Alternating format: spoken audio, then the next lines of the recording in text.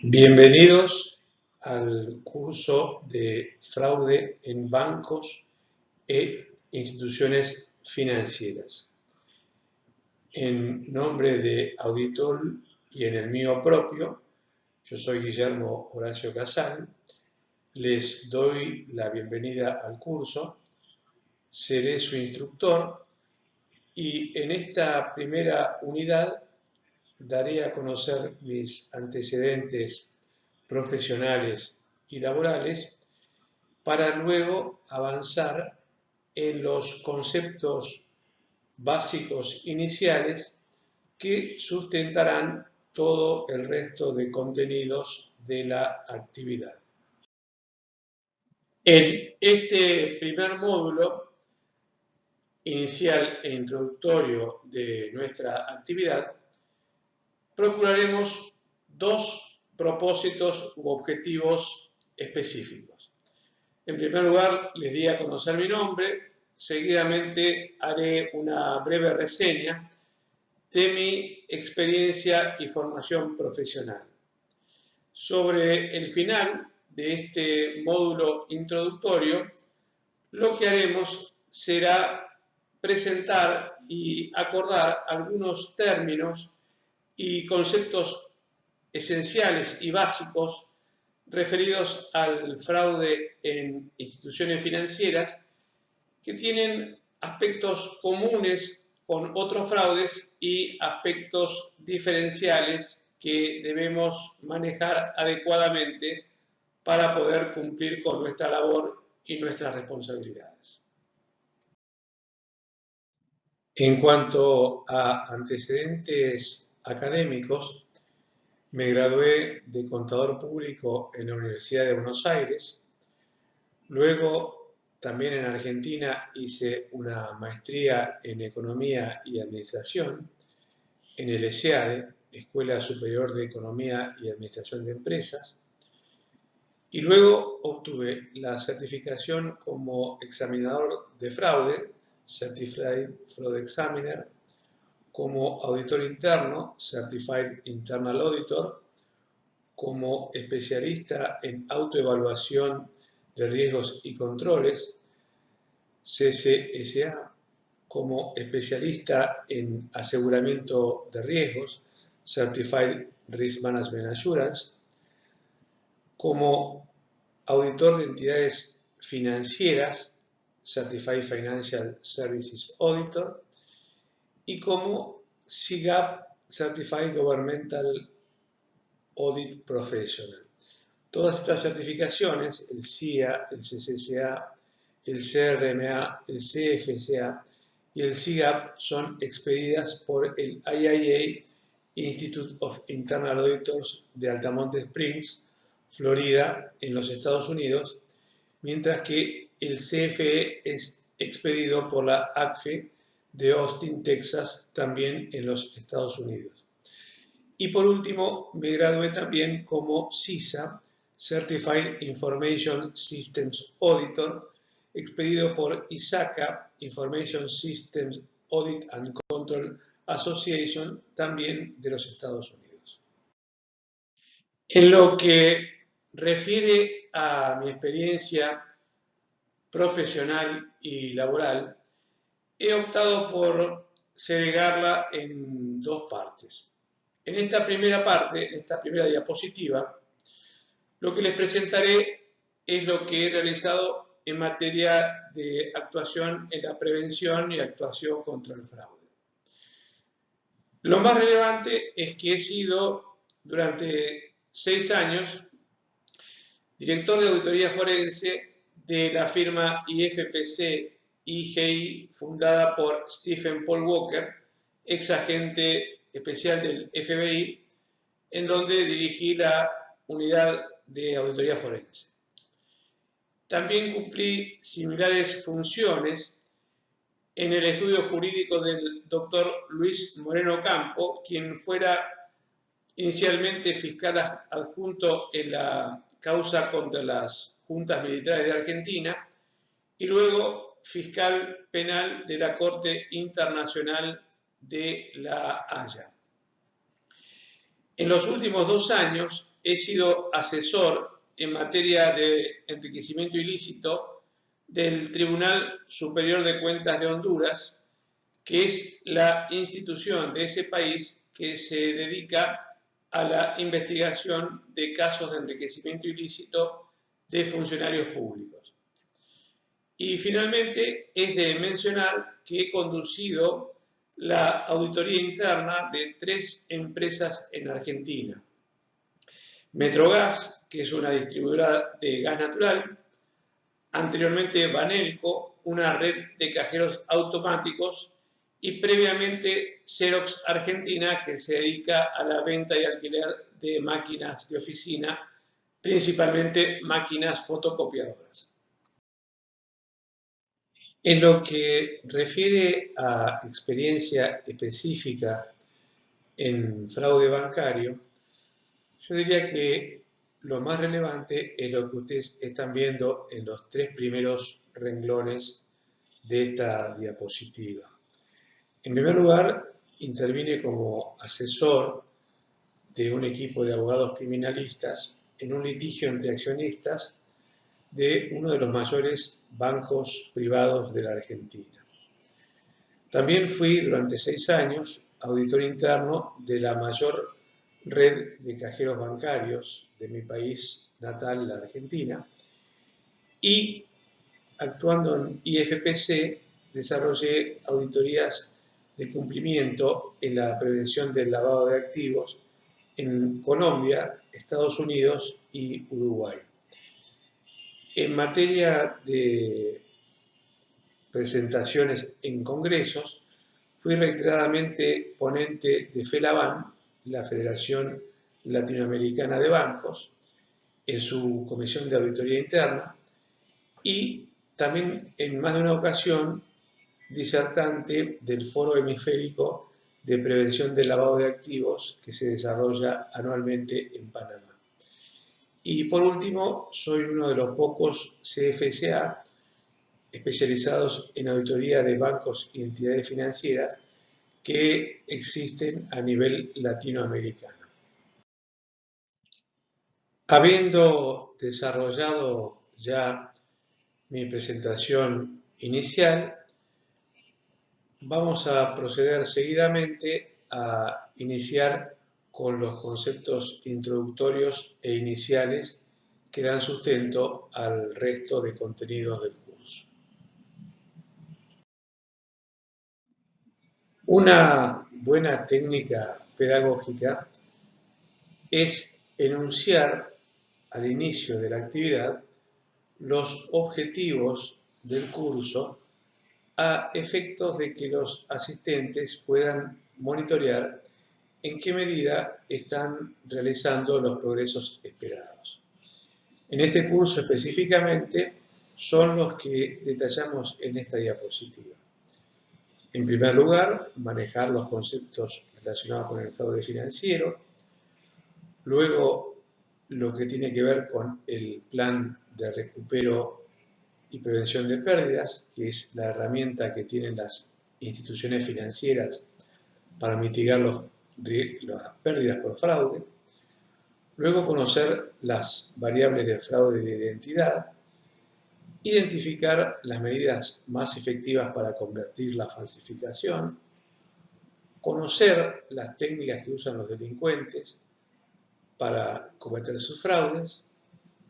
Diseñar programas de capacitación efectivos para el personal de las instituciones financieras y, por último, elaborar criterios adecuados para el reporte de fraudes a las autoridades pertinentes. A los efectos de atender los objetivos de aprendizaje que recientemente les mencioné, vamos a dividir este curso en módulos, algunos de los cuales también tendrán una cierta cantidad de secciones integrantes de su módulo. El primero de ellos es el que estamos transcurriendo, es la presentación mía personal y los comentarios, conceptos básicos y generales de orden del curso y terminológicos para manejar siempre el mismo vocabulario. El segundo es uno de los dos aspectos, a mi modo, central del curso, que es el delineamiento de los programas de prevención y recupero, porque como les mencionaba antes, el propósito de este curso es no solamente que ustedes conozcan la operatoria de fraude, sino que puedan operar efectivamente en la reducción de este fraude por vía de prevención y también de recupero en los desafortunados casos en los cuales el fraude de todos modos tenga lugar. El tercer módulo aplica a fraude de identidad, que es muy dañino porque cuando se produce permite a un defraudador ganar acceso al interior de la entidad bancaria y posicionarse como un cliente genuino para llevar adelante su actividad fraudulenta. El cuarto es el específico fraude en la apertura de cuentas, que se vincula con el anterior y que nuevamente le permite al defraudador ingresar a la institución financiera, bien sea utilizando una identidad que no es la propia o ganando acceso usurpando la identidad de un cliente genuino. El quinto módulo es el que refiere a los que todavía son los instrumentos de pago más difundidos, que son los cheques, y cómo se los falsifica y adultera, y también la diferencia entre falsificación y adulteración, tanto de cheques como de otros instrumentos de pago. El módulo 6 continuamos con el tema de falsificación, pero de otros documentos diferentes de los cheques, como por ejemplo tarjetas de crédito y débito. En el módulo 7 abordamos otros esquemas de fraude, ya no solamente sobre instrumentos de pago, sino por productos diferentes, como por ejemplo los préstamos. En el módulo 8, el otro aspecto, a mi modo de ver, medular de este curso, hablaremos de la capacitación antifraude. Capacitación que centralmente debe dirigirse a los funcionarios de la institución, que son el corazón de la institución financiera, pero también debe incluir algunos conceptos de capacitación, al menos básica, para los clientes, para que hagan un uso responsable de los productos que se les entregan, evitando, por supuesto, generar un esquema de pánico entre los clientes de la institución. Finalmente, un último módulo que a muchas instituciones financieras les incomoda y les produce un cierto escozor, es el de reporte a las autoridades. Este reporte tiene dos consideraciones importantes. La primera es la necesidad de establecer un esquema cooperativo entre las instituciones financieras, porque los defraudadores atacan al conjunto del sistema. Ninguna institución financiera, por grande que sea, es una isla. Y todas deben actuar coordinadamente en contra del fraude sin competir en ese particular aspecto. En segundo lugar, existe un deber de reportar, porque la institución financiera debe saber, y lo sabe por supuesto, que es un guardián del ahorro público. Los depósitos no son de los bancos, sino que son de los depositantes. De modo que los fraudes contra las instituciones financieras son también fraudes contra el público, y si el organismo regulador advierte reticencia u ocultamiento de información, puede sancionar a la correspondiente institución financiera. Cuando hablamos de fraude en instituciones financieras, debemos desglosar esa pregunta en dos partes componentes. La primera de ellas es definir nuestro entendimiento o concepto de lo que es una institución financiera.